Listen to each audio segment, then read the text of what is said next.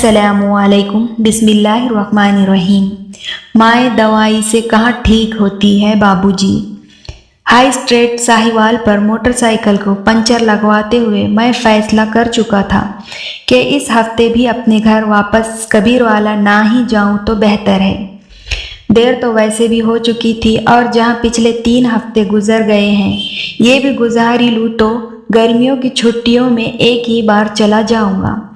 इसी सोच बाजार में रोड पर खड़े मैंने 15-16 साल के एक नौजवान को अपनी तरफ मुतवज्जा पाया।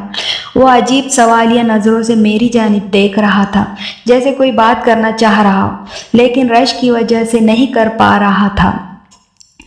जब पंचर लग गया तो मैंने दुकानदार को 100 रुपये का नोट दिया। इसने 20 रुपये काट कर बाकी मुझे वापस कर दिए। मैं मोटरसाइकिल पर सवार होकर जो ही वापस शहर की तरफ मुड़ने लगा तो वो लड़का जल्दी से मेरे पास आकर कहने लगा, भाईजान मैं घर से मजदूरी करने आया था, आज दिहाड़ी नहीं लगी, आप मुझे वापसी का किराया 20 रुपये दे देंगे।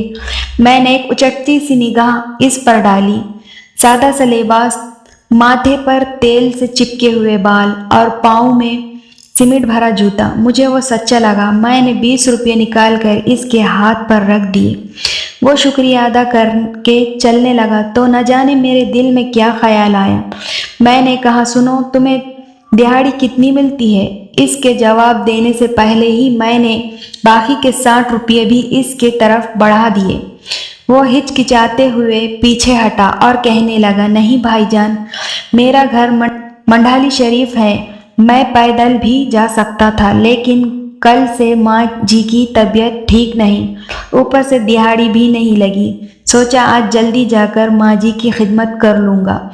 मैंने कहा, अच्छा ये पैसे ले लो, माँ जी के लिए दवाई ले जाना। वो कहने लगा, दवाई तो मैं कल ही ले गया था, आज मैं सारा दिन माँ जी के पास रहूँगा तो वो खुद ही ठीक हो जाएंगी। माँ दवाई से कहाँ ठीक होती है बाबूजी। मैंने हैरान होकर पूछा, तुम्हारा नाम क्या है? इतने में इसकी बस भी आ गई। वो बस की गेट में लपक कर चढ़ गया और मेरी तरफ मुस्कुराते हुए जोर से बोला, गुल्लू।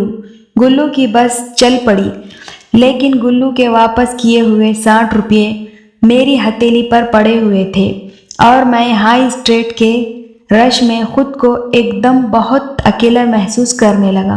कुछ सोचकर मैंने मोटरसाइकिल का रुख रेलवे स्टेशन की तरफ मोड़ लिया।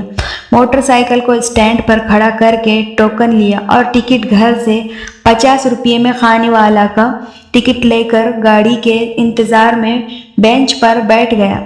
कब गाड़ी आई, कैसे मैं सवार हुआ, कुछ खबर नहीं। खाने वाला स्टेशन पर उतर के फाटक से कबीरवाला की वैन पर सवार हुआ। आखिरी बचे हुए 10 रुपये किराया देकर जब शाम ढले अपने घर के दरवाजे से अंदर दाखिल हुआ तो सामने सहन पर चारपाई पर अम्मी जान सर पर कपड़ा बांधे नीम दराज थी। मेरा बड़ा भाई दवाई का चम्मच भरकर इन्हें पिला रहा था। मुझे देखते ही अम्मी जान उठकर खड़ी हुई और ऊंची आवाज़ में कहने लगी, ओए मेरा पुत्र खैर से घर आ गया है, अब मैं बिल्कुल ठीक हूँ। मैं आंखों में आंसू भरते हुए दौड़कर इनके सीने से जा लगा। बस के गेट में खड़े गुल्लू का मुस्कुराता हुआ चेहरा एकदम मेरी आंखों के सामने आ गया और मैं समझ गया कि इसने मुझे 60 रुपये वापस क्यों किए थे। चिराग लेके कोई रास्ते में बैठा था मुझे सफ़र में जहां रात होने वाली थी। उम्मीद करती हूँ कहानी आपको पसंद आई होगी। अगर कहानी आपको पसंद आई हो तो प्लीज़ वीडियो को लाइक कीजिए, शेयर कीजिए, कमेंट कीजिए, चैनल को सब्सक्राइब ज़रूर से कीजिए। जज़ाकल्लाहु खैर।